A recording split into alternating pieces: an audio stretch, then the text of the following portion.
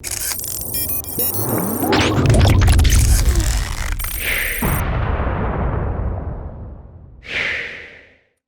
how you doing? Vega here for SerpentX Tech, and in this video I want to take a look at some of the different firmware options available for the Bitmain Antminer S9. I know this is still legacy hardware, and I've been creating a lot of content about this legacy hardware, but it really seems that Bitmain is more customizable than some of the other miners out there. For example, it's kind of like a V8, right? The LS1 has more aftermarket support than, say, for example, my Acura TL's J32A3. It's a V6, but it doesn't have as much aftermarket support as the LS1, just to draw similarity there or an analogy there. And some of the firmware that we're going to look at real quick is the Bixbit firmware, the Brains OS firmware, the Hyvon S9 firmware, and then I believe this is pronounced Vinesh firmware.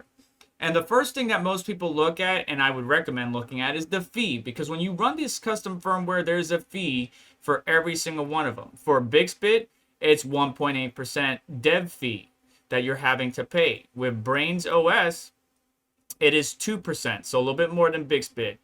On Hyvon, I believe it is also 2%. And on Vinesh, it is 1.8%. So Bixbit and Vinesh are both a lesser dev fee to utilize their mining firmware, but there's more than just fees. So I want to show you what each firmware looks like. Now, most of the firmware we're going to see, or that I'm going to show you, just looks like the stock firmware. The stock firmware looks like this, where you have 4 tabs: the system, miner configuration, miner status, and network, the basic tabs for most ASICs. And then you can manage, you can change the pools, and you can manage the device, and you can change the admin password. You can make sure your network connectivity is good and adjust it that way. But as far as tuning capabilities, you're going to need to go beyond the stock firmware in order to do so. So let's take a look at the Bixbit firmware. So you will see it looks just like the stock one, but we have a heck of a lot more tabs: security, administration, regional settings, monitoring, config multiplier, which you can manually tune these ASICs to get the most efficient, or you can let it auto tune. And there is presets available with each aftermarket firmware, and they don't recommend you manually tune unless you know what you're doing. But under miner configuration, we can adjust the pool. Under mining profiles, you can see there are presets there, and we could adjust it based upon the power supply that we have. We can see the individual chips on each board, the fan speeds, the whole 9 yards. So Bixbit takes the stock firmware and adds, takes it to 11. It's really good. I like it. Graphic user interface could be a little bit better, and there is only one favorite that I have out of all of these. But still, this is a lot of good information. So we can tell it that we're in immersion cooling. We can set the frequency for all hash boards or per hash board, and we can just choose the preset options that are available. Some of the preset options are, right here in front of us. Let me bring this to full screen. If we only want to run at 1,020 watts, we could do so. And if we only wanted to run at 1,400 watts, we could do so. We had a power supply that is sufficient enough. We could run it at 1,400 watts. We can let the chip auto-tune and find out what's best for itself based upon a number of metrics like thermals, voltage, fan speed, so on and so forth. So really cool features I like about it. Because I'm limited by my power supply, which you can see there is a AB off and AB on. What that means is ASIC boost. And believe it or not, in the earlier days of the S9, before ASIC boost was even a thing, when it came out, people had a numerous amount of issues when trying to update to that firmware that allowed ASIC boost on an S9. Some people even had to, they kind of brick their device and they had to reflash and all this stuff. That has been settled, obviously, because there's been so many years since the device has been out that things have kind of smoothed out. But in the Bixbit software, you see, you would draw more power like say for example 1420 watts with ASIC boost off versus 1200 or 1245 watts at 14 terahash. So you still get 14 terahash, but one with ASIC boost off, you're drawing more power. With ASIC boost on, you're drawing less power. So the BixBit software, I do like it a lot. And I was able to get the hash rate for this device about the same as stock, but I actually was saving a lot more power. And you would see, compared to the stock picture, 2 items showed up. Besides the pools that we have, we got 2 items for the dev fee. So that's that 1.8% that you're going to see. So we were able to improve thermals a little bit, drop power, and get that 14 terahash at right around or just under 1300 watts because of the power supply I'm using. Now, the Brains OS is my favorite, only because the GUI makes it super easy for the average end user to get involved. Super simple to set up, super simple for everything. Now, the setup process was actually very easy. They give you this Brains OS toolbox, and in the toolbox, right, you have to put in the IP of your miner. You got to put in the administrative password if you changed it. You want to change the power limit to whatever your power limit is for your power supply. Because I'm using a 1200 watt power supply, server power supply, I said 1300 because I saw that it can do above the 1200 watts. But you obviously want to set it within the parameters that your power supply gives you. So if you have an 1800 watt power supply, maybe your limit should be 1700 or 1680, something like that. But there's different tabs: install, uninstall, update, config, command, unlock. I had to use unlock first, just to let you know. I had to go to unlock tab first, put in the IP, put in the password, and then unlock it. And then I was able to come back to the install tab and actually install Brains OS. And this tool just makes it that much easier to update the firmware. Otherwise, you would just go to the miner, go to the upgrade tab, and install the firmware if you downloaded it manually. But you can see here the program completed successfully. It took the pool and everything that I set up in the Brains OS toolbox, and then I was off to the races. And the dashboard looks amazing compared to the other firmware options that takes the stock firmware and gives it a different look and adds new tabs or different features or new features.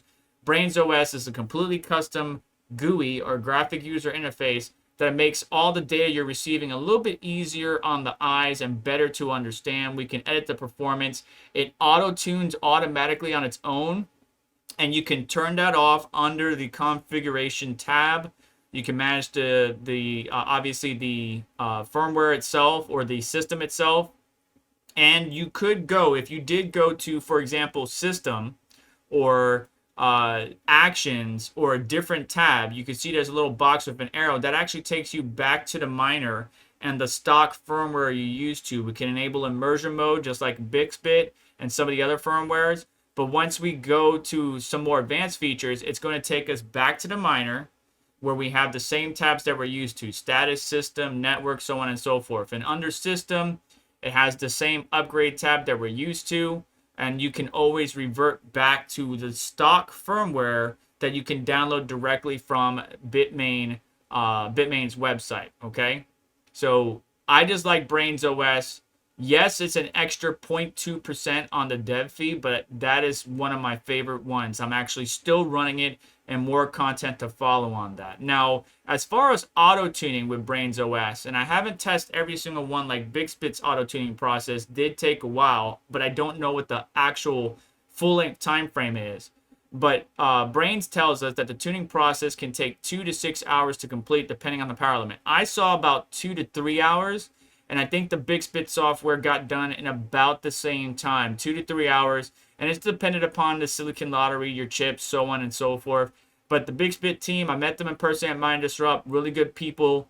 And if you wanted to, I would recommend this software or the Brains OS software. But Hivon is also in the mix. You can add it just like you would using the ASIC hub, pay 2% dev fee, and then manage your GPU rigs along with your ASICs all in one place. It does make it a little bit easier. That will count as an additional worker So remember, you only get 4 for free. Anything beyond that, and if you're not mining on their pools with your GPUs, you have to pay a certain amount. But it does make it easier for everybody. Like, for example, I'm out and about, driving around, traveling, whatever. I can manage everything, my ASICs, my GPUs, everything right there from my mobile device, or by logging into my Hivon account on any computer that I know my account information for. But you can see it kind of takes over the stock firmware and gives it a unique look. And you can download the firmware right from your actual farm, right? If you go to your farm, go to your settings tab, Hivon ASIC Firmware, download firmware. You're going to want to install that. And then when you boot back up, you're going to see a screen similar to this. And again, it looks just like the stock firmware, a little bit different color scheme, dark mode, but you still get system, miner configuration, miner status, network, so on and so forth. But it does have some auto tuning capabilities as far as the presets. And if we scroll down here, you can see some of the preset configuration. So similar to what we saw with BigSpit, where with ASIC Boost support, you're only drawing, for example, 1500 watts, but without support, it's 1650. So it's better to run the ASIC Boost, save as much power, run more efficiently as possible. But you can see all the presets here. You could even bring it down all the way to 700 watts, 8.8 terahash with ASIC Boost on, or 770 watts with ASIC Boost off. But that's the auto tune built into Hive that I thought is pretty neat as well, and a little bit more convenient for most of the people out there. As far as Vinesh, I played around with it for a little bit. Very similar to BigSpit once again and Hivon, but it just uses the stock firmware and adds additional features inside of that stock firmware. You would see kind of similar to what we saw with, let me bring it back up, the chains or the different chip IDs on each board.